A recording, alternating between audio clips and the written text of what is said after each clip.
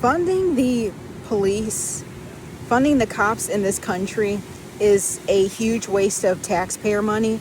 I have been saying this for a very long time. And because they don't do anything. They don't do anything but arrest homeless people sleeping in the park, that is. And meanwhile, while they're arresting me and other homeless people in this country, there are other people getting away with much serious crimes like rape, assault, robbery, murder. The list goes on. But they're too busy dealing with much less serious, petty crimes or whatever you want to call it. So, yeah.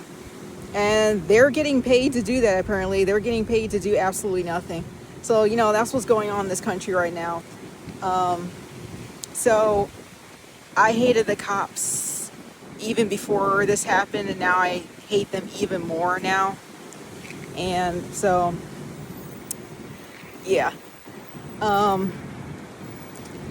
So, during my arraignment, well, actually, not my arraignment, during my arraignment, my attorney was, advising me not to testify, not to go to trial. He said it was risky. I didn't get to do any of that.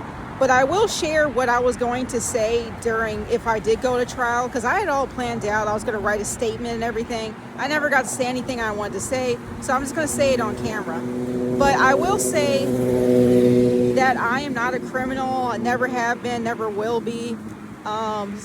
Sleeping in the park is, even if it's against their little rules, I'm doing this to survive. I've said that time and time and again. I'll keep saying it. I wasn't hurting anybody by sleeping in the park. It was definitely helping me because I got sleep, but I wasn't hurting anybody. And so, yeah. What else? And, just to share, many years ago, my mom and I don't have the best relationship. I remember many years ago when I was having issues in school with other kids, she talked with me, and I remember her saying specifically, even if I don't remember the whole conversation, she told me to stick up for myself. And it seems like cliche, it seems simple, but, to me, as a child, that was very powerful words, and it stuck with me. And at 31 years old, I still try to follow that. I didn't feel like I had a voice at that age. And, now I found my voice after many years, and I'm trying to use it.